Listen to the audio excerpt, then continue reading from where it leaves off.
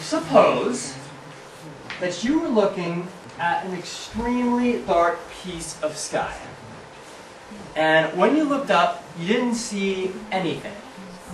It was totally black. No stars, no galaxies, no planetary nebula, no moons, no planets, nothing. It was just black.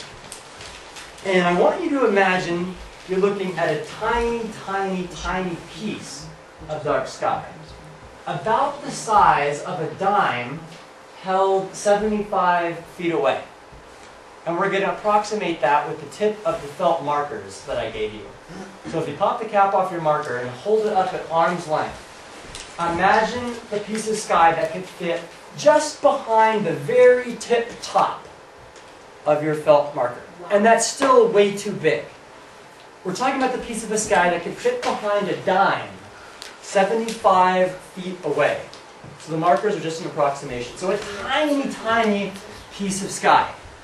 So imagine that you had a very special camera. And you took this very special camera and you zoomed in on just the amount of sky that could fit behind the dime, seen 75 feet away, or, behind the tip of your marker. What I want you to do is actually draw what you think might be there. What you think that picture would look like if you got the picture developed. Not after a second of keeping the shutter open. Not after a day of keeping the shutter open, but after 10 days. So you open up the shutter on the camera, and you focus it in on this tiny little spot of totally dark sky. And you leave it open for 10 days. What do you think that picture would look like if you got it developed? And this is a very special camera. You don't have to worry about the sun coming up. You don't have to worry about bad weather. You don't have to worry about the rotation of the Earth. You don't have to worry about any of that. This special camera can just keep staring at this little piece of sky. So, I am going to give you some paper. Hold on. Not done yet. I'm going to give you some paper. Don't go anywhere yet. Just hang on. Give me some paper. I'll give you some markers, some crayons, some colored pencils, and I want you to draw what you think it's going to look like. But first, I want to ask if there are any questions about the question that I'm asking you.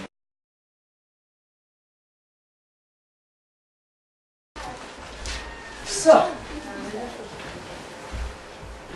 this picture over here on the left was just taken a couple weeks ago, and what you can see down here is the Space Shuttle Atlantis, and this is the Hubble Space Telescope.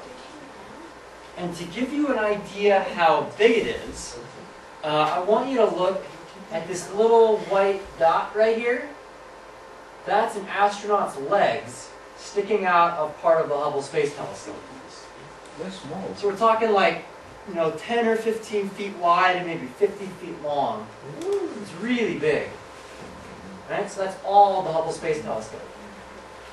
So I want to show you how it was able to take this picture. So there's the Hubble Space Telescope, obviously much bigger than it actually is, orbiting Earth. And so as long as it looks at a hypothetical point above the Earth or below the Earth, it can keep looking at it constantly. So that's how I was able to do this shot for 10 days straight. And actually,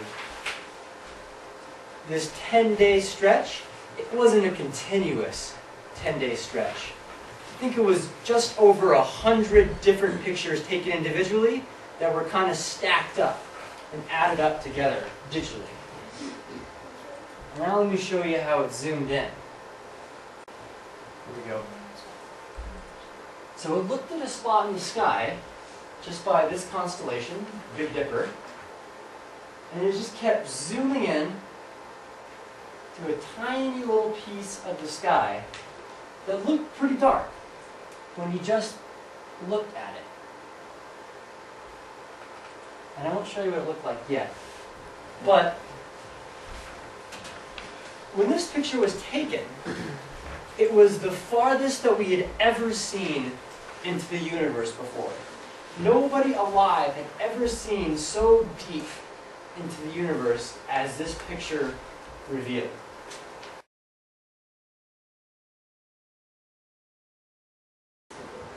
That's my favorite spot.